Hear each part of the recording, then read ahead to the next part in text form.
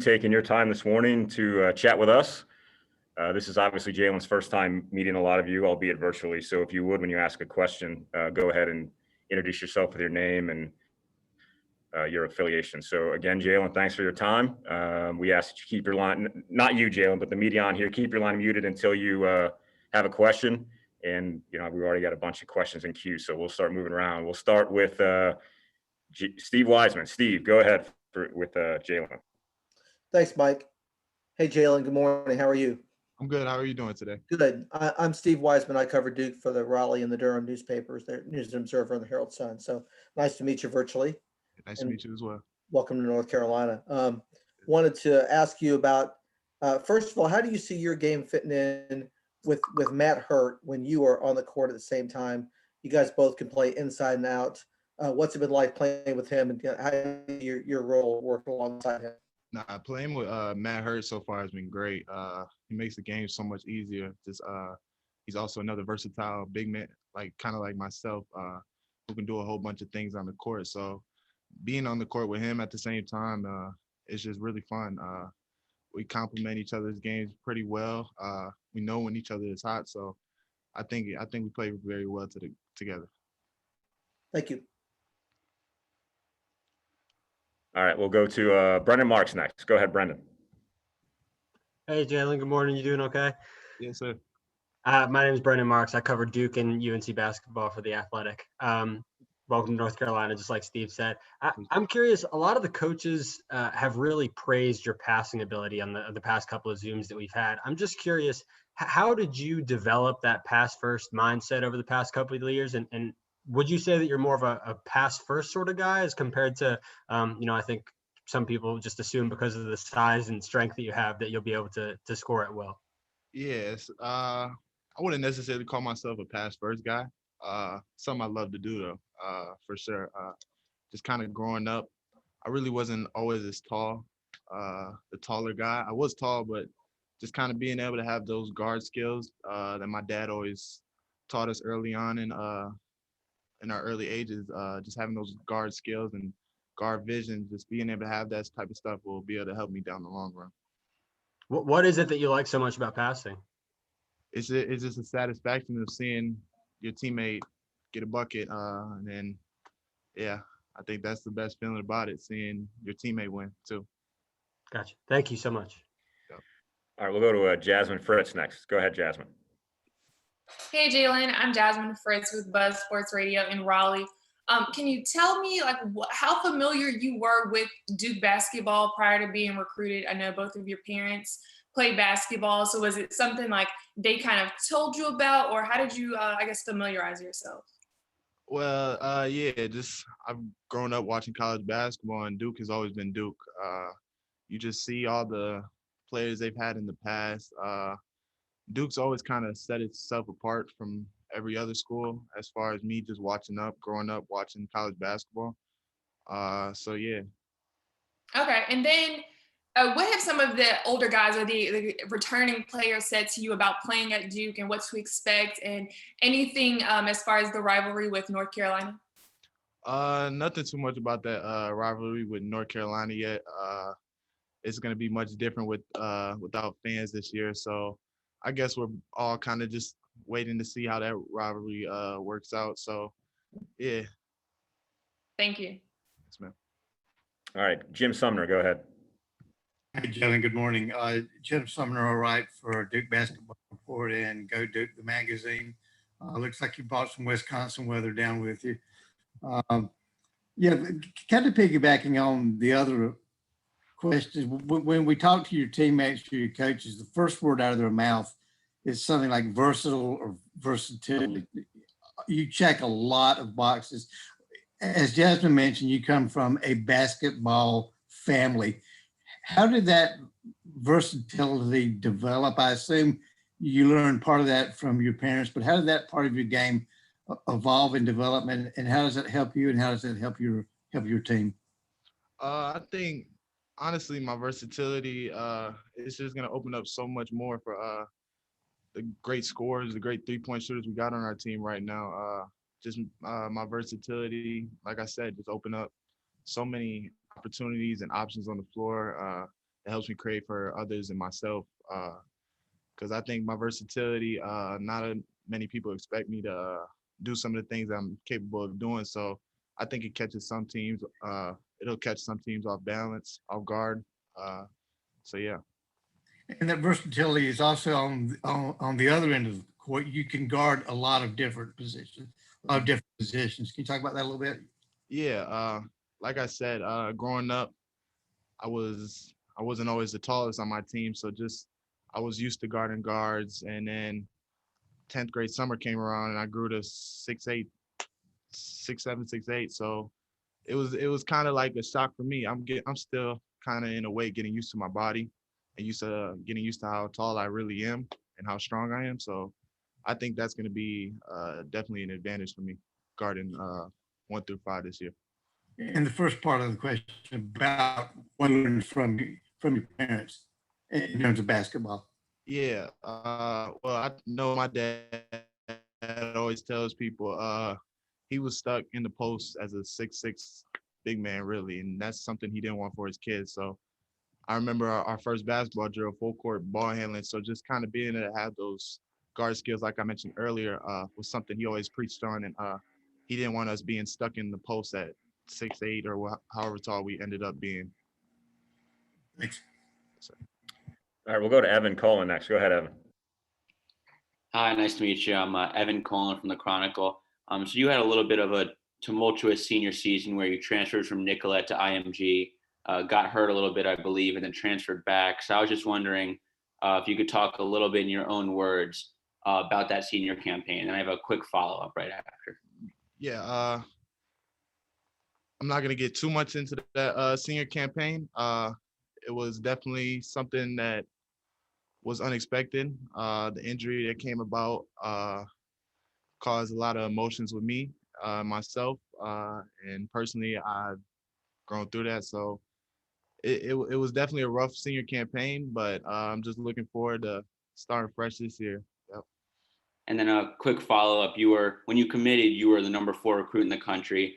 And then because you didn't play a lot last year, you fell out of the top 10. You've been quoted about, maybe people forgot about you a little bit because you weren't on the court. Is that something that's fueling you entering this season? Yeah, definitely. But I think the biggest goal and the biggest way to silence those critics is just winning. When you win, people can't say much. So that's my main goal. I'm not really focused about those rankings. Rankings are in the past, and I'm just focused on chasing 6th title. Appreciate it. So. All right, Brian Horace, go ahead. Thanks, Mike. Brian Horace with DukeBlogger.com. First off, congrats on your brother Kobe signing with USC. That's awesome. Appreciate that. Obviously, with the pandemic going through this, your class is sort of doing something no other classes had to deal with. How have you felt that your transition has gone from, being in high school to coming to Duke and having to be isolated from the rest of the campus and so forth? Personally, I feel like it's just better for me overall. I think it gives myself more of an opportunity to lock in, just from just the overall standpoint, basketball standpoint, school standpoint. It's definitely different, I'd say. Definitely wasn't something I expected coming into Duke or prior to COVID, but I think we've all adjusted well. Duke has done a great job with adjusting as well. So it's been great so far. Thank you. Yep. All right, Casey Hintz, go ahead. Hi, Jalen. Casey Hintz. I'm from WRAL TV, Channel 5, Raleigh, Durham. Question for you is, you kind of mentioned Duke is Duke, and obviously there's going to be no fans. Just kind of, I'm sure there was probably so much excitement for that first home game, and now with no fans going to be in there, kind of what's that anticipation level like, and how can you even, what are you expecting for that first game now knowing there'll be no fans? Fans are not, this is my biggest dream, just being able to put on a Duke basketball jersey. So I think that's going to be more special than anything itself. So, of course, I'd love to have the Cameron Crazies in for sure. Unfortunately, things aren't going that way and looking too promising. But, yeah, I'm just really looking forward to putting on that Duke jersey. I think that's the thing I'm most excited for. I know the fans have been great at Cameron, but it's just really that Duke basketball, being able to put on that jersey for the first time. It's going to be really special for me. And a quick follow-up, if I could, just you mentioned, you just still feeling out your own body and your growth physically, and maybe coming off a few injuries or whatnot last year. What is the biggest thing as far as like growth in your game you've had to do, since leaving high school ranks and just your short time in college, just in practice right now? Could you repeat that question one more time? Yeah, just with you still filling out your own body and like physicality wise, what is your biggest growth in your game just from leaving high school to arriving on Duke's campus? I think the biggest growth so far is this. I think probably my playmaking. That's came a long way because now I'm playing with other 5-star prospects, and they really just bring my game up in all aspects because it pushes me. Really, there's no plays you can take off because there's constantly people coming at you. So yeah. Awesome, thank you. All right, Jason Evans, go ahead. So Jalen, I wonder if you can reflect on your teammates a little bit. I know you're new to college basketball, but which of your teammates have impressed you so far in practice? What are some of the things that have happened so far in practice that prize for you coming from high school to college? Some of the people that I say have caught my attention the most, really everybody's been great. Let me get that out there first. Some of the people, Wendell, Matt, Jeremy, Mark. Jeremy's just been what a true point guard really is. Like he really can get to his spots and he makes stuff happen. Same for Wendell and same for Matt, really. And Mark, they're all just fun to play with, really. And the rest of the guys as well. So yeah. So, and if I can follow up on that, as a newcomer, you got any funny stories of like maybe getting lost or not knowing what's going on for you or the other freshmen on the team? Has, I mean, you're in a strange place in strange circumstances. Anything amusing happened with you guys so far? Unfortunately, I don't got any stories to tell. Campus is a little bit different this year, so and classes are over Zoom, so just kind of having that normal freshman experience is a little bit altered this year.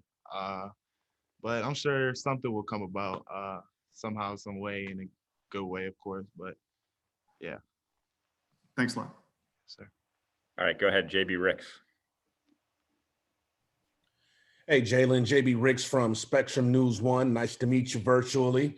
Hello, nice I got a two-part question for you. The first part is going back to Coach Carrawell yesterday, speaking on Henry Coleman having a voice that is just kind of reaching out.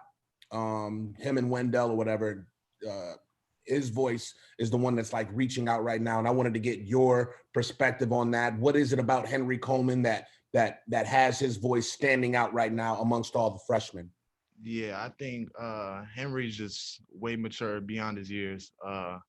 You would think definitely he's a senior in college by the way he talks, he communicates. He's a great leader. That's exactly what he is. He's our leader. We needed that. And I wouldn't say he's the leader, but he's one of the main guys that is stepping up in the vocal aspect of things. And he's just great to be around. He's a great guy. Always cracking jokes, and it's just great energy around him that a lot of people are attracted to. And my follow-up question to that is, when you guys, this is kind of the standard at Duke, where they bring in, a gang of top-tier freshmen every year. What is that adjustment like when you come in, like, you're not the guy anymore. You're coming into a team and a program and with an incoming class of guys who can play just as well as you and can be just as much a leader as you. What's the adjustment for you freshmen to kind of pick your spots when you want to try to be that leader or you want to step up and be aggressive? How do you guys go about that as far as doing that with so many options? Well, I think the thing that separates us 6 freshmen that came in from anybody else, we knew what we were coming in for and what we were buying into. We're not coming into this for individual accolades. We came in this together and everything else will take care of itself. So I think that's what separated us from other people or other classes in the country. Just kind of knowing everybody's talented around you and not having that ego coming in, getting rid of the egos at the door, because we all know Coach K doesn't play that. So just kind of knowing what to expect when you come in, things like that. I appreciate you, brother. Good luck Yes, this sir. season. Appreciate it. All right, Mark Armstrong, go ahead. Hey, Jalen, Mark Armstrong with ABC 11 TV here locally too. I guess building a little bit off JB's story, you're blending in with a bunch of very talented guys, but you were the one guy on the entire team that was selected preseason first team All ACC. Was that surprising to you at all, or does that match up with your expectations of what you're going to do this year? It's a great thing to see, but like I said before, it's not something I'm focused on. I'm a firm believer do the team things first, and the individual accolades will take care of itself. And I've always believed in that, so I'm just gonna continue to believe in that and let everything take care of itself. So, not gonna really pay attention to much of this preseason stuff. Once again, it's preseason, and at the end of the day, I want that sixth title. So, whatever it takes. Did you hear anything from your teammates about you being the guy that got that honorific to start the season? No, we don't really talk about that stuff much. I think we're not jealous of each other. We love seeing each other do well, win, succeed. And we're just gonna keep doing that, no matter the situation, no matter the circumstance. All right, David Thompson, go ahead, please. Hey, Jalen, how you doing? My name's Thompson with the USA Today Network.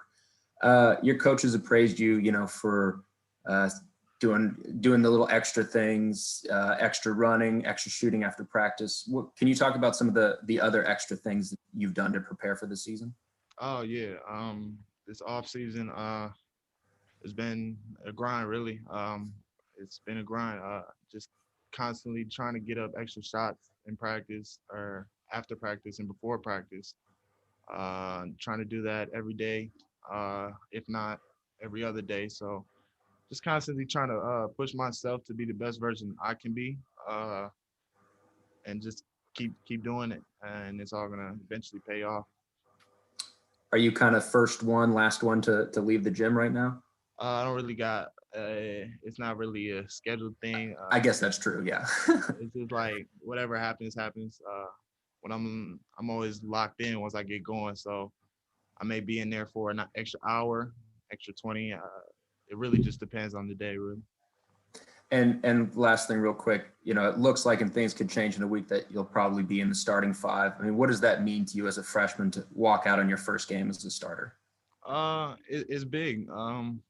Once again, you're playing for Duke, so that's who I'm gonna keep playing for. I'm not gonna play for the name on the back of the jersey, of course. I'm gonna still think about that and do my thing, but you're playing for Duke basketball.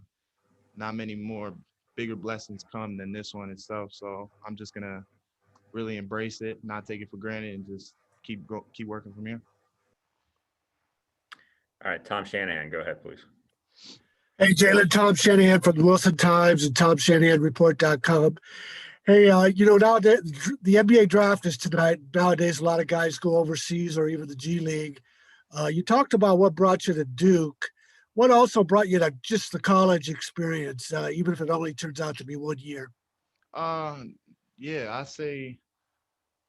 I know I mentioned this a lot already, but just the opportunity to be able to play for Coach K, just kind of seeing his rich history, seeing what he's done with his past players and all that other stuff. I found that more appealing, and I think I could take a education, a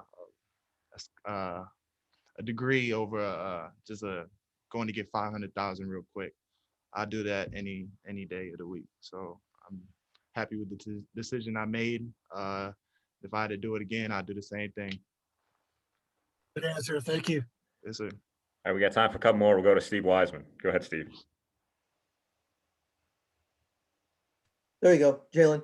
Wanted to ask you about the Duke's offense, the way they run a fast break off a a missed basket or a made basket by the other team, and the 5 out or 4 out, 1 down style. During the recruiting process, is that something that you noticed, and what did you think about it at that time? How did you envision yourself fitting into it? And now that you're in it, what do you think about it? Well, now that I'm in it, it's so simple. It's so simple.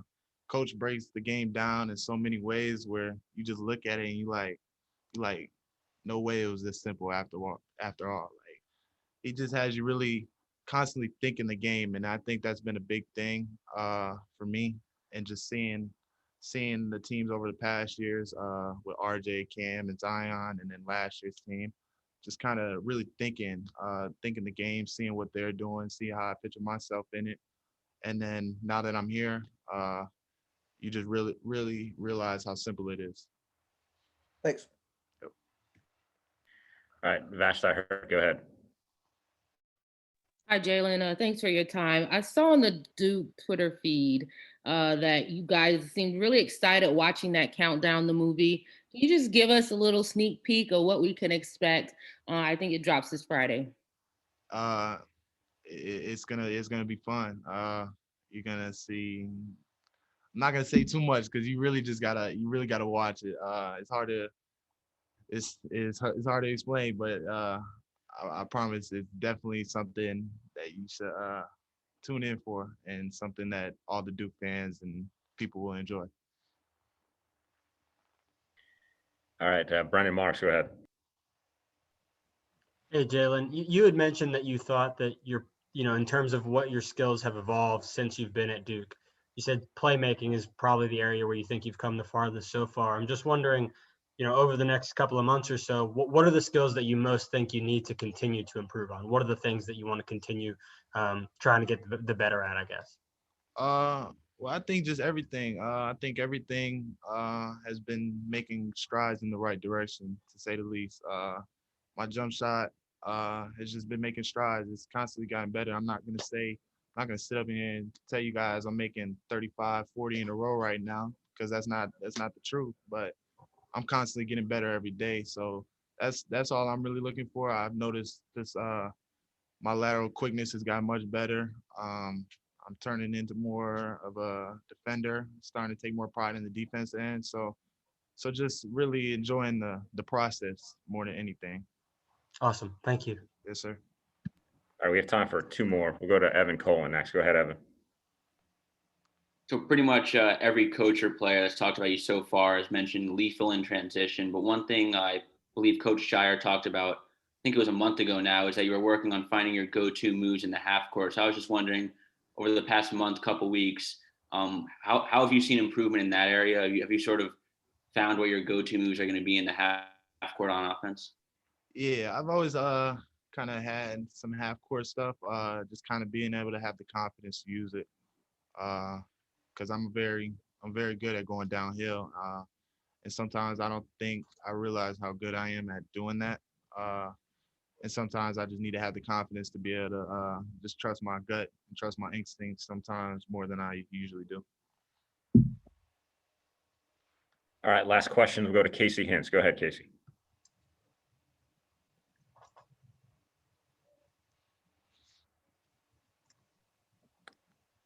Casey, you still on? Hello? All right, yeah, go ahead. Yeah, I just got to ask you about the NBA draft tonight. Obviously, there's a couple guys that'll be on that board that were just in your shoes a year ago. So do you guys have any excitement on that? Does the team plan on watching that at all? Oh yeah, for sure. We're gonna tune into the 3 guys that we got entered tonight. So we hoping the best for Trey, Cassius, and Vern, and just excited to follow them in their futures. All right, Jalen, really appreciate your time this morning. Thanks very much. Best of luck this season. As always, we'll email out quotes later today.